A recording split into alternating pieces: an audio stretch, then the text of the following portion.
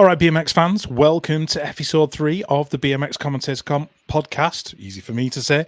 My name is Rich Eames. I'm your host, a World Cup and World Championships BMX racing commentator, and we're having casual yet in-depth conversations with the greats and the good of BMX. And the guest for episode 3, delighted to have with me today on the podcast, Mr. Michael Byas. Michael, how are you, sir? Yeah, it's great to be on, Rich. I always love having a chat with you at World Cups and whenever I get a chance to see you. So it's nice to come on and have a chat on here. I'm very good. I'm back in France after Oceania World Cups, New Zealand and Australia, which was awesome experience for me, and nice to be back in France. You know, have a good base here, have a good training facility, have good friends, and have a good life here now. So it's quite nice to be home. Good. How long were you in New Zealand in total then? So I went back middle of December, spent Christmas and the start of January in Auckland, where I'm from, and then basically went to Rotorua, which is 3.5 hours from where I live, and just stayed there for 2.5 weeks with Matisse Richard, and just got prepared for that World Cup in Rotorua. So I was home for 5-6 weeks, which I didn't really take time to enjoy at this time. You know, from the day I got home, it was like, okay, let's get prepared for this World Cup coming up. It's a once-in-a-lifetime opportunity for me, for Kiwis. You know, like we've never had a World Cup before, so it was the first one, and who knows what's going to happen in the future. So I wanted to make sure I had no regrets, I wish I did this, I wish I did that, and I don't. So I'm happy with what I did, and it was nice to see my family and everyone back home as well. Do you know what? For a first World Cup in New Zealand, I thought it was absolutely phenomenal. The track especially, I was so blown away with the track there and how it looked and how it rode and how even the racing was and how spectacular it was. I thought as World Cup venues go, I thought it was brilliant. I agree. I'm glad that you could see that as well, because, you know, like, I guess I've known the people there since they started, and I think the track got finished around 2019, maybe late 2018, and they've worked so hard over so many years to get that event there, and the public from New Zealand supported the event so well. I think the track was maybe the 3rd or 4th version of the original track to get it to what it was, and I don't know whether it was just because I was from New Zealand, but like it was just like this facility, this event was just amazing. There was no faults. The way the event was run with everything, it was just amazing. So to be a Kiwi and have that sort of event in my country, I was like, okay, that's cool. You know, we do have some events, unfortunately, which aren't so, like the tracks aren't up to standard, etc. And if that was in my country, I'd feel a bit ashamed. But no, Rotorua in New Zealand did such an amazing job at hosting that, and so did Australia, to be honest. Yeah, racing in front of the home crowd must have been properly special.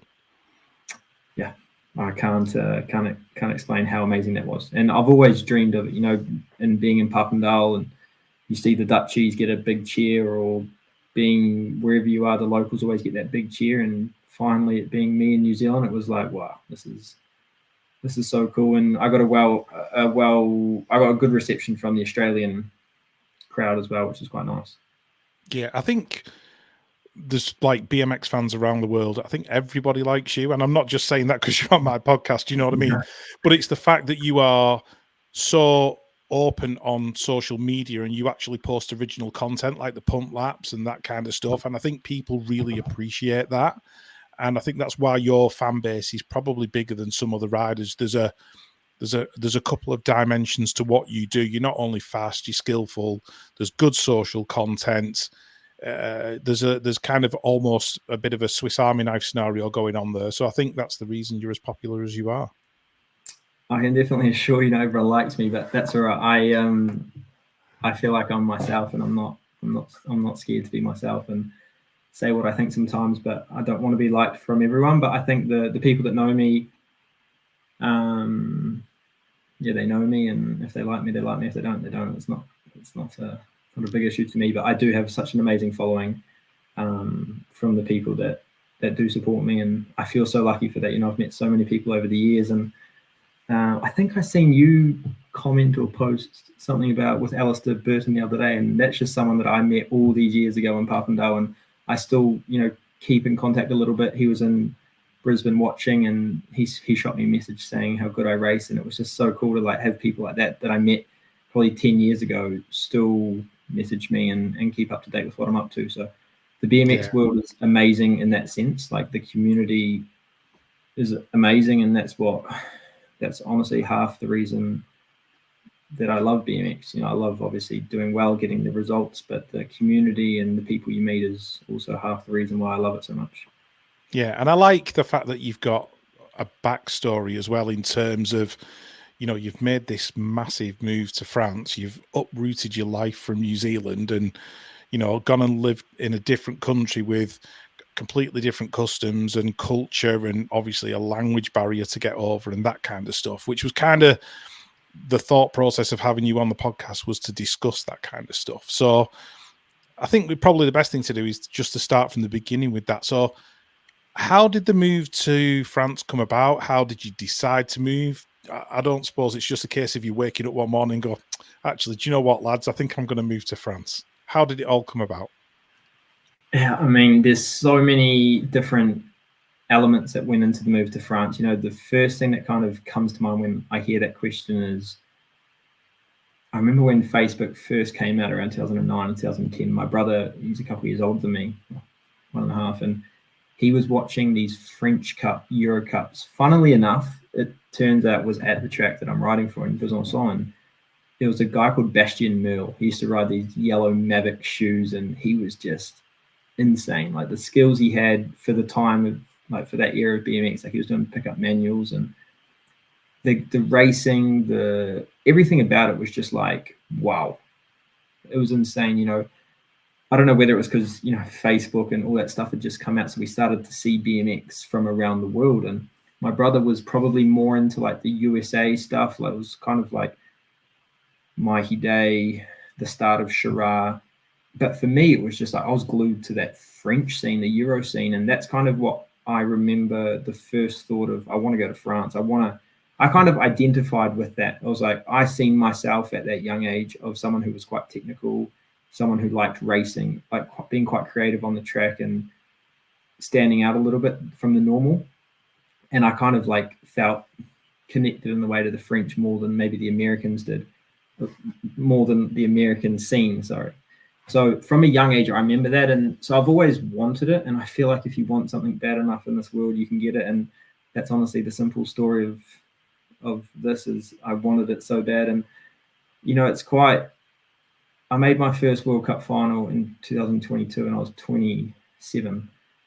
And I said to Jeremy straight away, I said, man, my dream was not to make my first World Cup final at 27 years old, but it felt maybe 10 times better than if I did it at 20 or 21 because of the path I had done. And yeah, the move to France was not by any means easy. Living here, maybe it looks like I love my life here, but maybe it looks more simple than it is. And I've gone through so many struggles living here with visas, with everything.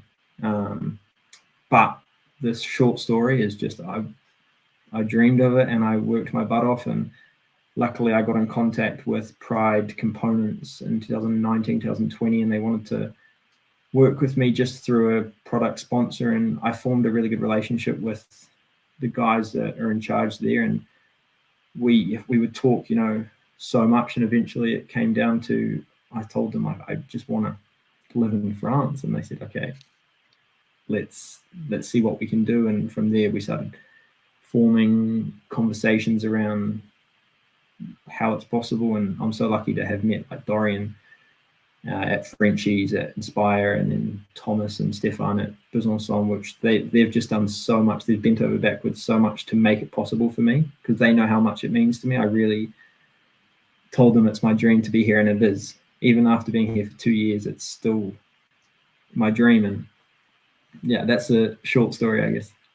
Yeah, because I've got written down here on my notes about how long did it take to organise? Because things like you said, organising visas, organising an apartment, social security, paying taxes, all that legal side must just be an absolute minefield when you don't speak the language and you've got all these documents in front of you, and you're not 100% certain what's on those pieces of paper.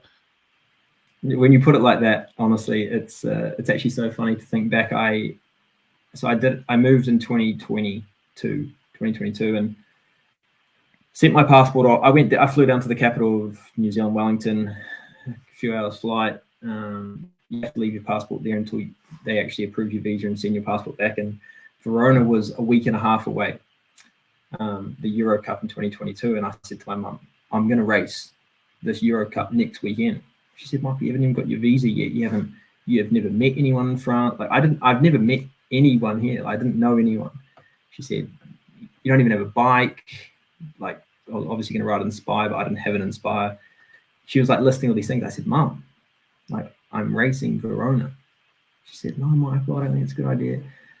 And sure enough, my visa came back on like a Wednesday, booked my flight for a Thursday, arrived on Friday, got my bike on Saturday, rode it for the first time Saturday, stayed in Lyon for a couple of days, met everyone, got a train to Besançon, traveled to Verona with the team, which was just, all new people, Jeremy, Thomas, Stefan, and I made a Euro Cup final that weekend, and that was a heavy Euro Cup. I remember being in lane 8, Sylvan 7. It was just like that week or 2 weeks was just incredible. Like, it was such a roller coaster of emotions, and I felt like it was never going to happen, and it happened so quick. That bit, and then to get the visa was it's still I still have ongoing things about renewing it and etc. So it's a never-ending process, and I think to help make everything smoothly, I needed the club and I needed Inspire. Like, they were so instrumental in getting me a car, getting me an apartment, getting me all those things that without them would have been impossible. So I'm so lucky to have those people. Even Jeremy, like, Jeremy's just a friend and on the same team as me, but it's like he's my big brother, even though he's younger than me. Like, he does so much stuff for me just because of the language barrier, and he knows people, and I'm so lucky to have those people around me to make everyday things that you don't think about possible. So yeah, but you're right. My parents were definitely thinking about that before me. I wasn't too worried about that stuff. So was the culture shock when you moved to France, was it massive? Because I have this picture in my mind that New Zealand and France are probably very similar in terms of the pace of life is a little bit more laid back, depending on where you live. It's not as hustle and bustle, I suppose, as like the US or the UK or something like that. I just get the feeling that the pace of life is very similar. Was there massive differences between the two? Was the culture shock quite huge, or did you kind of take to it fairly quickly? I think like the lifestyle is a lot different. New Zealand people are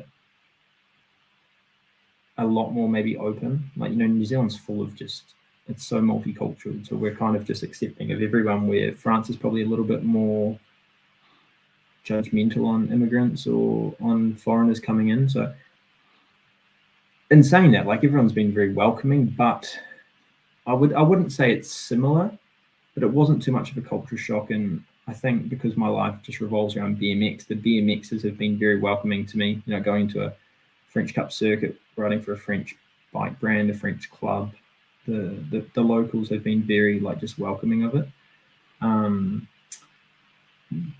But it's just like the everyday things that are different. Like, the communication styles a bit different over here. The just personality traits are different. Not saying one's better or worse, but it's just adapting to that communication, the way of communication, the way of going about life, and just the BMX. The BMX is probably the biggest shock to me. In New Zealand, BMX is like a little hobby sport, where over here it's kind of like a professional sport. We've got kids coming to our club at 13, 14 that are like in almost like an academy to become professional BMXers, and we've got probably, it is the best club in France, and it's just, that's the biggest shock to me. It's just like, whoa, BMX here is crazy. New Zealand, it's like 10 of us go to the local track on a Friday night to have a little bit of a ride with no coaching, and over here my club's got 3 or 4 coaches that are there every day of the week, and that's probably the biggest shock to me. But again, like my life is apartment, track, gym, apartment, track, gym. So I don't necessarily go out and maybe experience the everyday life things in France that French people do. Well, I'm glad you've mentioned the club, because that was certainly one thing that I wanted to touch on, because I've got here, you know, how is it with the club? Because I have an understanding of the French club structure, and I've spent some time in the south of France, albeit like, you know, 12 or 13 years ago, riding, and we rode tracks like Carpentrars, Sylvan's home track. We rode all those in that sort of area in the south of France. We had a full week riding there, and there was always club sessions going on, but I never really understood the depth of a club, because like the DN structure, that your club is a DN1 club. Can you explain to me and everybody else a bit more on how that actually works and what that setup actually is? I could really do with some clarity on that. Yeah, so that's like one of the things when I was talking with Inspire, they said, "Oh, we'll get you a DN club to ride for." I was like, "What on earth is a DN club?" And like, what's that got to do with anything? Because in New Zealand, like, you just ride for a club, it doesn't mean anything. Like, it's just who you represent. And yeah, I quickly learned over here. So you basically ride for a club as if it's a football team. I think you can have up to 12 riders that are eligible to score points, and from each round, the top 5 riders score points, and that's kind of elite riders score more points than juniors. I think elite men score more points than elite women, just because we have more people in the class. And then basically we have 10 French Cups a year, and whoever scores the most points throughout that is the champion. So when I came here, we were in Division 2, DN2, and we won the division that year. And then last year was our first year in DN1, and we lost the championship by 1 point. I think it was out of 1,400 points. We lost by 1 point to Lond. So this year we're going for the win, but it's a very competitive system. And for most riders that sign contracts with DNs, a part of the contract says you've got to race all the French Cups, which I think is such a cool thing to keep those high quality riders in the French Cup system for the kids and for the next generation to see. And you know, you see a French Cup, the level's ridiculously high, and there's so many riders with people that maybe you've never heard of that are in finals or semi-finals, which I just think is awesome. Yeah, because I remember going to the Paris World Cup in 2018, which was the first one I ever did commentary on. And that same weekend, there was a French Cup on that track. And I think Elite Men had something like 100 or 130 riders in it. And my mind was just blown at that point. The fact that they had so many riders in that category. And then I look at the DN structure, and I've seen things on social media about, you know, you have a team launch and you have a press conference, and it's all done to almost like a professional football level. I mean, I can't imagine any team in the US or the UK having a press conference and a team launch and people turning up to it. It seems insane, but I just love the kind of almost, how can I describe it? The authenticity of the structure, the fact that, you know, people really do take it seriously. You know, there's clubs like yours at Besançon and Stade Bollé, I think it is as well, isn't it? That's the one that Joris rides for. And I marvel at it. I really do. And then you look at the French Cup scene, and we watch the live feeds over it, or I do anyway, because you know I'm a bit of a BMX geek. But I watch the live streams, and it's the standard of racing, the standard of the tracks, everything. It's phenomenal.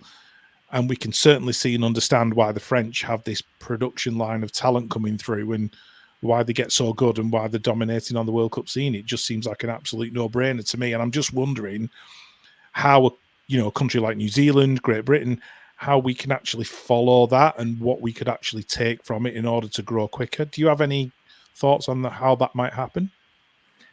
Yeah, I mean, I've kind of been thinking about that since I moved here. It's like, how could other countries implement something similar to try and chase the French down, and in terms of the results at an elite level. But I think, like, when you're competing with a country like France with so many riders, just not elite riders, just riders in general, it's going to be hard. Like, it's a numbers game, and if they've got 20, 30,000 registered riders, they're going to produce some good riders at the top. And I think that's a simple answer to your question. But in saying that, like, they've started implementing, I think in the last 15 years, school sections for BMX. So kids are moving. For example, Jeremy, he's a good friend of mine. He moved when he's 11 or 12 across France to go to school for BMX. There was a club, I might be wrong, Morse, that had a school section where you could go to school but for BMX. So you got special hours and club coaches, and now my club in Besançon has one. So there's 13-year-olds moving away from home to do BMX. And I think when that's happening with high-level coaches, it's a recipe for success. And I don't know how that would work in countries like England or New Zealand, Australia, with financial backing, etc. But I think that's the reason why France is so good. And if we could somehow implement something similar, then I'm sure that the riders could match the French, because, I mean, being here has kind of been mind-blowing. At the same time, it's been like they're just fine-tuned in every single aspect. You know, they're so technical, so technical. They're so savvy at racecraft. They're so powerful, like athletic-wise. In the gym, they're freaks. They've got kind of all the tools for the toolbox, where you might find an American with some really sharp tools here and something not so sharp here, but they've got everything in France to kind of get all those elements of BMX. I think if you look at someone like Sylvain and Joris, they're so well-rounded. They've got everything. You know, they can overtake, they can whole shot, they can tap manual, they can pick up manual, they can do the whole lot. And I think that's what makes them so strong. And it goes all the way down, to be honest. Like, you see some junior riders and you're like, holy moly. But yeah, I don't know how we could copy that. Yeah, I think it's going to be a period of probably years, if not decades, before we got to that stage. I mean, you know, from a personal perspective in the UK, you know, my son's school are quite supportive of his BMX racing. They want to know what's going on. He's allowed to have time off school. And over here now, British kids can do BMX as part of the physical education GCSE, as part of their exams, but that's only a very, very small subsection of what you've got in France. And then, you know, they don't nip off for coaching on a Wednesday afternoon unless they're very, very lucky. Yeah. But, you know, to hear that just kind of explains to me and gives me a sense of how far behind the rest of the world are to France, and how much work other countries like the UK, the US have got to put in to get to that level. And that's the reason why the French are as strong as they are. Just going back. Oh, sorry. No, it's all right, mate. Crack on. I think that we need to be appreciative of the French era now, like the era that we've got now with Sylvain, Joris, even a little bit before that, but the young ones coming through, Mayu, Rinkrel, Maillet, Eddie. Like, I don't think that necessarily is going to be an ongoing trend, and I think we really need to appreciate what we have now in terms of BMX fans, because that is the era that we've got now with this many French riders. It might not roll on the next 10 years. So I think as a BMX fan, we need to really appreciate it, because yes, the French are good, and yes, they have a good system in place, but it doesn't mean that they're going to be this dominant for the next 10, 15 years. I think you see someone like Switzerland with such little riders in their country producing such high level of riders, and quite a few of them as well. So I'm not too sure France are going to have this for the next 10, 15 years. I think we really are quite lucky to witness this right now. Yeah, because not so long ago it was the Dutch who were the dominant country, and now we kind of move on to the French, and then you could probably see maybe in 5 years' time or whatever it might be, New Zealand. Yeah, I was thinking more of the South Americans, the Colombians and the Argentinians, and the you know, the riders that they're bringing through. You know, like Federico Capello and that kind of stuff. And, you know, he's 16 years old and making World Cup mains in under 23 and winning world titles. I think that's another kind of hidden scenario or a hidden situation where, you know, that countries like that could bring riders through that we literally never heard of, and they just turn up and start winning. But the interesting thing with BMX, sorry to interrupt again, is that, you know, it's all right, because there's not too much money in our sport. It's keeping those young guys at a progression. I mean, I've been in BMX so many years now, and the amount of talented kids that have never done anything because of they've stopped doing BMX, or they haven't had the support to continue on that growth of their natural talent, is like there's so many kids that, you know, has been the next Strombergs, the next Joris, and they've just disappeared. And so I think it's important for a country to be able to keep those riders in, because you see so many talented junior men that just never go on to fulfill their potential. So it's about those countries holding on to them and really developing their growth all the way through to being a top level elite rider, in my opinion. Yeah, I think they've got to be able to see a pathway through and have a sustainable career out of it, because you know there's like you've got to make that decision. I think when you get to like 18 or 19 years old, it's like, do I pursue this path of being a BMX racer and try and get to the Olympics, where there might be a, you know, a 1 in, I don't know, however many, like there might be 5 riders on the squad, you might have a 1 in 5 chance, but by the same token, once you've done all the graft and all the races, there might only be 1 spot available for you to go to the Olympics. Or, you know, you might have parents going, well, you know, you could go to university and do your degree in engineering or accountancy or whatever it might be, and, you know, start on the path to a real life. And I think you've got to have, when you get there, when you get to the point where you've got to make that decision, there's got to be a definitive, sustainable path for you to be a full-time athlete. And I think if that path's not there, that's probably what draws a few of those junior men away. That's kind of the way I see it anyway.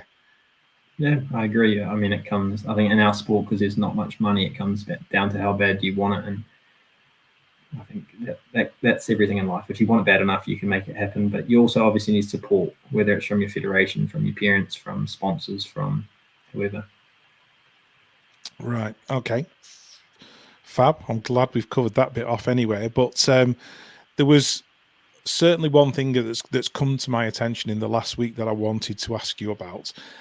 And I stumbled across on YouTube the other day the new documentary series about the French Cup, the one that's a little bit like Drive to Survive and that kind of thing, where you're following the riders through the French Cup series. And obviously you're on it. You get interviewed on it quite substantially in episode 1. I enjoyed it immensely. I reached out to Clement Jurin. I think his surname is Jurin. Clement Jurin. Yeah. Reached out to him, told him how much I loved it. That series is amazing. I can't wait for more. How did that all come about? Do you know anything about that, or how did you become involved in it? I think BMX Media have done like a really good job at the stuff over the years, and I've always seen them do like a day in the life, or they've followed riders through French Cups before, but it will just be a one-off thing with one person. So I'm guessing that maybe Drive to Survive inspired them. I'm not actually completely sure, but I just got the message, I think a week before or 5 days before that French Cup last year, that they wanted to follow me for a day. And, you know, that was the first French Cup of the year, and they put a microphone on me. We went to team dinner, and they just basically follow you around for 24 hours.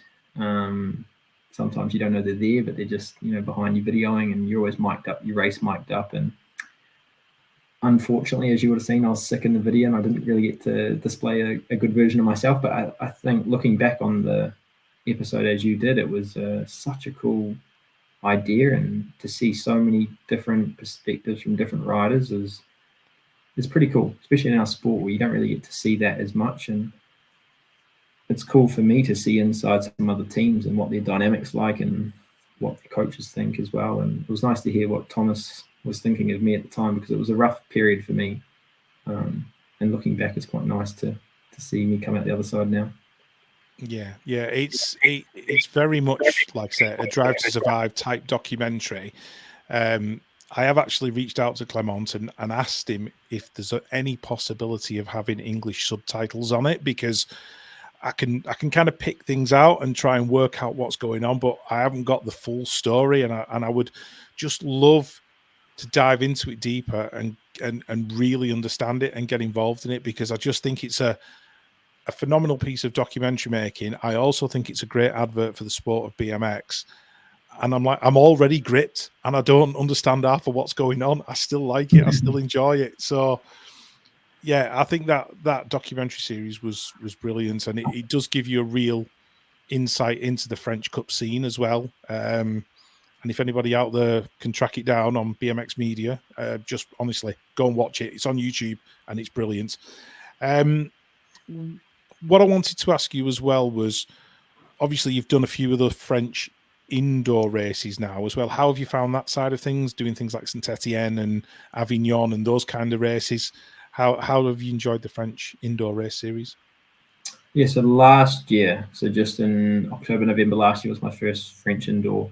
Avignon was my first one, and that was incredible. You know, they did Tarsiel turns just for the weekend and obviously destroyed the track after. And the atmosphere there was pretty cool. Obviously, being in an arena, and on the first night, on the Saturday night, they do like a big pro show. So everyone 17 plus is in the pro show. So I think we had like 120 plus riders, and it was just incredible. You know, you start off the day and your first moto was, I kind of knew one or two people in it, and you get through that, and then you're just working your way through to that final, and it's just like a showdown. And they do such a good job at promoting the pros and making it like a show. So that was amazing. And then a couple of weeks later was Saint Etienne, which is obviously more renowned. As a kid, I seen Saint Etienne every year, but it was kind of just like every big hitter was there. Joris was there. Everyone was there. So to go there last year, it was really special. Just to be a part of it, and the atmosphere was amazing. The event building, like the organization of everything, was incredible to see. The track was like, it was different. I kind of enjoyed it. You know, I grew up on dirt turns, and to go from Avignon with Tarsiel turns to Saint Etienne with soft dirt turns, it was a bit of fun, to be honest with you. So I'll definitely be back. Yeah, it's almost retro, isn't it? A little bit 80s having dirt turns, which I think is quite cool. Even in the 2000s, I don't know about Great Britain, but in the 2000s we had dirt corners in New Zealand, and I was actually just watching videos the other day from when I was 3, 4, 5 riding, and it's such a different sport almost, but it's different skills. You know, turning on dirt turns and reading the race off dirt turns is completely different to Tarsiel. So it's cool. I enjoy all elements of BMX, and I think it's wicked. But the French atmosphere is, I think it's the best in the world. You know, I've never been to the Grand, so I can't really comment about that. But I think, you know, if you were in Nantes in 2022, the atmosphere there was outrageous. I've been to some pretty big football games, and that was outrageous. And the Avignon Saint Etienne, for a little indoor race, it's pretty special there as well. Yeah, definitely. Talking of football, are you still a Fulham FC fan? You can't change, can you? No, you're not allowed to change. Sorry. Yeah, of course I am. Well, that's not too bad this year, mid-table. Yeah, they're doing all right. Could be worse. You could be a Wigan Athletic fan. Yeah, it could be a Wigan fan. What I mean? Yeah, absolutely. So, yeah, just diversifying a little bit there as well. I think, do you see yourself ever moving back to New Zealand from France? The only reason I asked this was a friend of mine moved to the US a few years ago, a guy called Dan Clifford, and he was moving out there for work. And I said to him, Dan, you're not coming back to the UK. It's not happening. He said, oh yeah, I'll be back. Give it 5 years. He said, I'll come back. Anyway, he moved from the US to Brazil, met a Brazilian girl, married a Brazilian girl. Now he's got a family, and he's moved back to the US again, and he's not coming back to live in the UK. So do you see a time where you'll ever leave France? Could you see yourself settling there and building a life? I'd take every day as it comes, to be honest with you. I know that's so cliche, but it's honestly true. I can't think ahead of tomorrow or the next week. I'm not a planner. I'm a wing it kind of person, and if I try and think ahead, well, New Zealand is home, and I love New Zealand. The lifestyle, the scenery, everything about it is home. My family. So yes, I want to say I will go home one day, but it's not for the next year or 2 years or 3 years or 4 years. Like, France is such a difficult place to live in a nice way. You know, obviously the language barrier, it's not home, which makes it automatically harder. So I enjoy the challenge. I really enjoy the challenge, and until I feel like it's boring or there's no challenge here, then I want to stay here. But when I'm content, I think I do want to move home to New Zealand. Okay, that's a cool answer, actually. What's the biggest life lesson from BMX that you've learned that has stood you in good stead living in France? There's too many. There's too many to say one. The biggest life lesson. The biggest life lesson has to be where there's a will, there's a way. And I think that goes with everything. If you want something bad enough, you can make it happen. And it sounds so cheesy, but I think it's so true. You know, from living in New Zealand, never being number one, I was never a national champion as a kid ever, until my first year in Elite Men, which was my first national title. I was never the most confident person, especially on the bike, but I was never a confident person in life. And to be able to say I can live in France racing BMX bikes around the world is a different world away from the kid I grew up as. And it's something that I wanted, and it's something that I chased for years and years and years. And it almost scares me sometimes when I think back to when I was first year in Elite or second year junior. And I used to, I'm sure everyone can say this, but I used to train my ass off, and I kind of had I couldn't dream of what I'm doing now, if that makes sense. I feel like I could dream big, but I couldn't dream of what I'm doing now. I didn't think that was possible. So I think the biggest lesson I've learned is if you want something bad enough, you can have it no matter what it is. Wow, that's so cool. That is so cool. I just realised we didn't actually touch on your role at Frenchies, because obviously you're in France, you've got to work, you've got to earn the money to pay the rent and feed yourself and everything else, and you have a job at Frenchies Distribution. I'm assuming you're still there. It's kind of changed. You know, when I first came here, we had a plan with Dorian at Frenchies and Mark at Frenchies to live in Lyon, to be in at the office every day. And obviously I didn't know anything about France, like in terms of the geography, where Lyon was to Besançon, or what requirements I had from the club and stuff. And within the first month, I guess, I had to travel to and from Lyon to the club. And when I was coming to the club, you know, I got to train with Jeremy. At the time, Leo Garian was here. We had really good under 23s, etc. And the track's really cool here. We've got a really cool gym. The city really gets behind our club here, so you're really well supported if you ride for our club. And I spoke to Dorian and the guys at Frenchies, and I said, like, I think if I want to really make the most out of this year and my time in France, I need to be based there. What do you think? And they kind of were open to that, and they said, yep, obviously Jeremy rides for Inspire as well, so it's cool that me and him can be here and I guess work together with the brand. And they were very supportive of that. So my role with them kind of changed as soon as I got here. And you know, I always helped Dorian with the marketing, social media side of things, trying to help with the English relationships we have, and trying to expand Inspire into New Zealand, Australia, America, England as well. And we've just actually signed with an American company, so now we're distributing into America, which is a lot of hard work from the guys at Frenchies, which is cool to see their brand expanding. So my role definitely changed from when I first came here, and it's more now just as a rider. But I do try and help as any way I can. If there's any way I can help with Dorian, then I'm doing that. And yeah. Okay. Did have a note down here that said social media ? So you've kind of answered the question that I had there, which is great. I suppose a bit of a comedy question for you now. This was passed on to me by a friend of mine. He said, ask Michael. He said, if there's a World Cup rugby final, New Zealand versus France, you're sat in a bar in Lyon or Besançon or wherever else, who do you support and cheer for?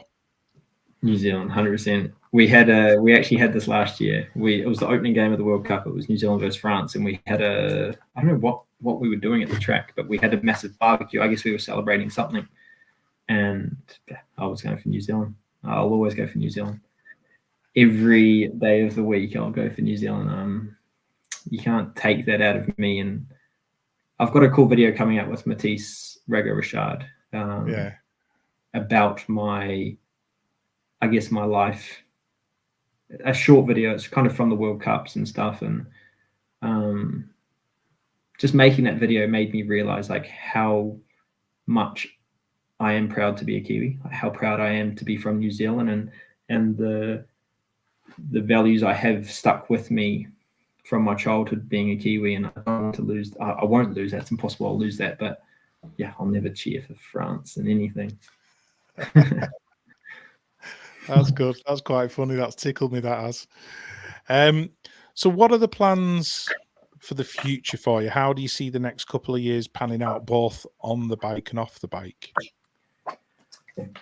I guess that what I said before is I'm not much of a planner. I want to take it every day, every race.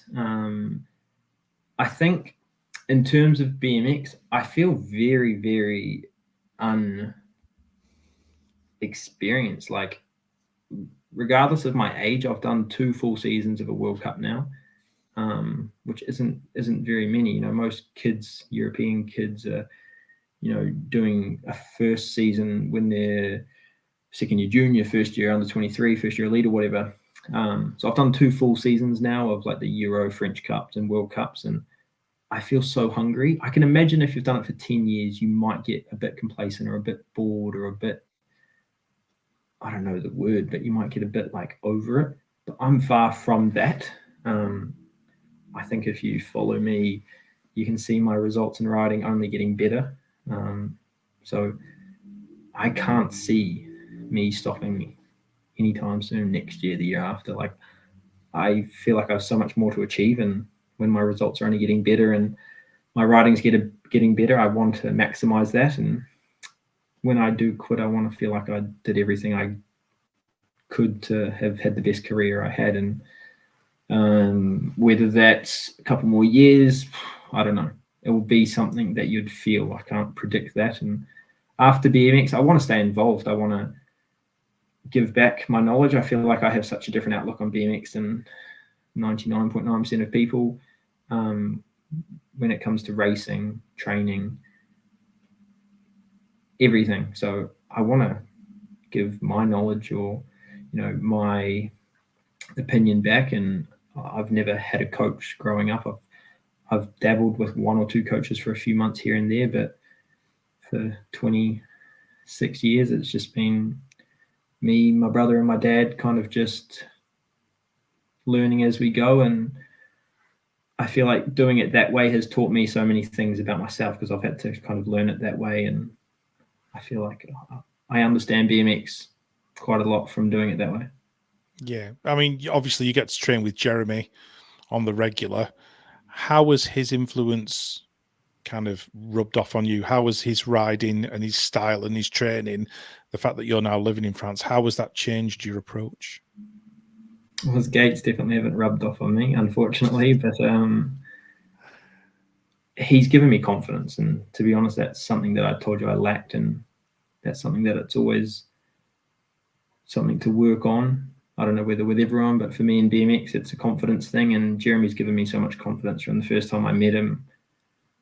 He's given me confidence. Having a training partner as quick as him, you know, it doesn't get any worse than that on race day. You know, you're training against the fastest guy in the world. So come race day, no one's going to smoke you out the gate more than he does, which is a nice feeling to have. I used to show up to World Cups in the past, like no idea where I was at. I used to train for like 6-8 months in New Zealand alone, and then fly over to Manchester and be like, far out, like, am I going to whole shot this World Cup, or am I going to get LCQ'd? I've got no idea. And that's not a nice feeling. That's not a nice feeling to have an unknown, because you get a shock, and it's normally not a nice shock. It's normally like, oh shit, like I'm still rubbish. So having Jeremy is just such a good benchmark. Confidence. He gives me so much confidence. Such a nice guy. He is a big part to my successes since being over here. And a lot of people have seen my riding improve.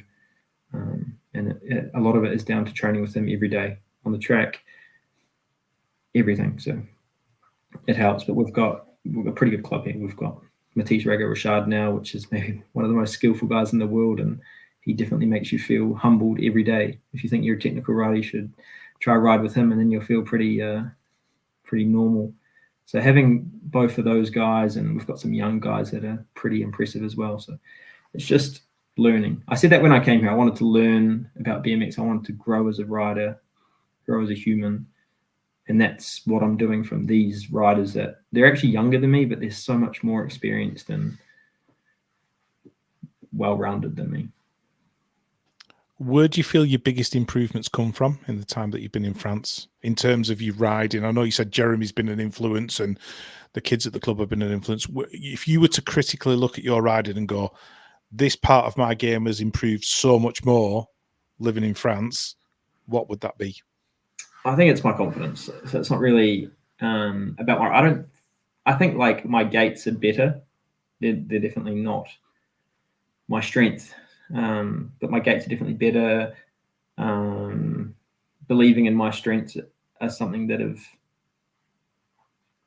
been improved over here. You know, I get to see my strengths more and more each day, and I have this thing. You know, like. I feel like if I race in New Zealand or Australia, I can feel like I have good track speed, but then I come to France and I automatically be like, okay, well, my track speed's not going to be that good against these guys. Like they're the best in the world. And then slowly but surely you start to prove to yourself that it is good. Your track speed is good, or your strengths are your strengths for a reason. And it is a confidence thing, but it's also improving those strengths and improving those weaknesses. But if I had to pinpoint it, I would say my gaits, which I never thought I would say out loud, but I think it's my gaits that have stepped up a little bit. And that's certainly something you need at the elite level, a decent gait.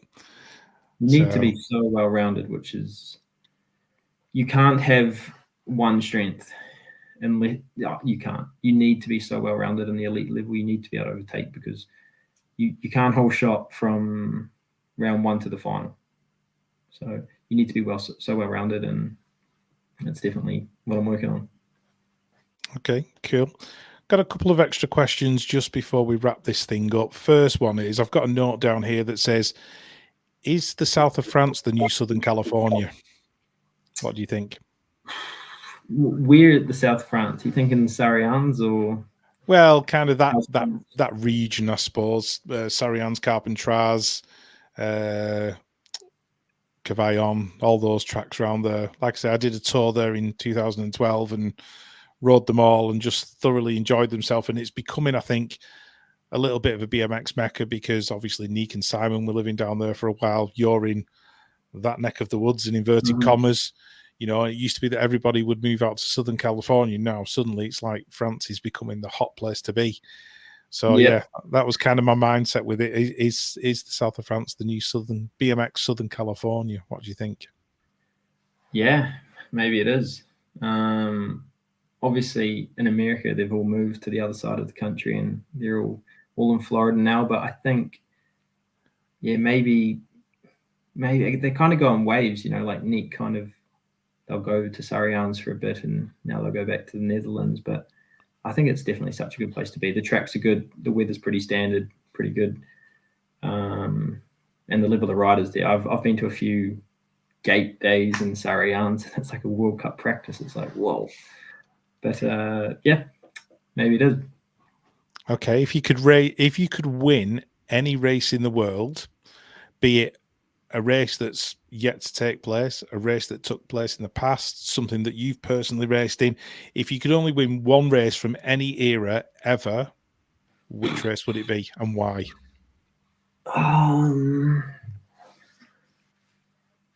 Whoa. The one that comes to mind would be the World Champs in Nantes, just because the atmosphere. And I remember I was lucky enough to make a semi there, and they had a big wall up behind the gate, and I remember being behind the gate waiting for my semi, and the gate before me had a few French guys, and when they read out the French name, the crowd was crazy. And I remember just taking a moment there just to be like, whatever happens in the semi, like, how sick is this? Like, this is maybe once in a lifetime. So I think if I went on to the final and then I won that, I know I'm not French, but I think the crowd would have been crazy regardless of who won. They were just there for the weather was good, everything was good. So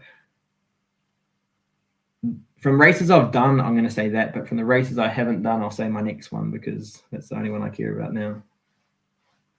That's fair comment. That's absolutely fair comment. I think going back to what you said about Nantes as well, I like the fact that when you went down that second straight, even in practice, if a French rider went down that second straight, there were flags waving, everybody was going berserk. It was like the Stade de France in Paris when, you know, the French were playing the English at Rugby Union. It was that level of intensity and French passion. And like at Sarrions when, you know, Yoris won and they were all singing the French national anthem as they were all stood on the final straight. I loved it. I absolutely loved it. I thought it was great. And I love the way that passion comes through in every level of French sport. So yeah. I get goosebumps thinking of that. It's the Worlds was crazy. Sarrions, like you said, was crazy as well. The podium ceremony was wicked as well. Everyone's singing. I think the French do sport, but BMX really well. They do. So just before we wrap this up, I'm going to give you the opportunity to thank anybody that you want to thank. It's your time to just give a shout out to the people who have helped make it happen. I want to thank my parents, my family for supporting me. Obviously, from a young age, you'd know, Rich, your parents need to sacrifice so many weekends, basically their social life, to help make a BMX be good at BMX, to take me to the track every night of the week and take me to all the races on the weekend, drive around the country, and then eventually, you know, around the world. So got to thank my family first, and all the families back home in New Zealand that support me, that follow my journey, and the sponsors that I have, obviously Dorian, Mark at Frenchies, and Inspire over here, that help make the dream possible. And they really, I was thinking about this podcast today, and they believed in me when I didn't believe in me, which is quite special to me. I remember flying over here thinking I was a bit out of my depth, thinking, do they know who they've signed? Like, do they think I'm better than I am or something? So to feel that feeling then, and to kind of, I feel like I belong here now. So I can't thank them enough, because they really believed in me when I was pretty low in my career. I didn't have much confidence or anything. And the same for the club. You know, they've invested a lot in me, and to repay them with my first French Cup podium on the weekend was pretty special at home, at my home track. So I can't thank the club enough. And to do BMX in a federation funded sport with no support from my federation, it requires a lot of support from, you know, the ones that do support me, from my club, my sponsors, my supporters back home. And my club back home put a lot of effort into raising money. You know, they sold shirts, Michael Bayer shirts, and gave me the profits. And I feel like I'm very well supported from the people that do support me. So I can't thank them enough. And yeah, hopefully I got everyone. Cool. Fantastic. Well, that's a great place to end it then. But just want to say thank you for coming on the podcast. It's been an absolute pleasure. You were very, very high on my list of people that I wanted to speak to, and I'm glad we've got you on very early on. So, yeah, thanks for being a guest. Thanks for being a part of it, and just look forward to seeing you, you know, at the rest of the World Cups. I take it you are going to Tulsa? Yep, I'll be going to Tulsa, and I'll never forget, Rich, at one of my it was my first ever World Cup semi. You said that Michael Bayer can get where water can't, and it's never. I've never forgotten that. So thanks for your great commentary. That was brilliant. Always good for a cheesy catchphrase every now and again. So I'll try and think of a few more for Tulsa. But yeah, thank you so much for joining me, and yeah, look forward to seeing you doing way more in the future, Mike. Thanks so much. Thanks, Rich. Cheers. Thanks.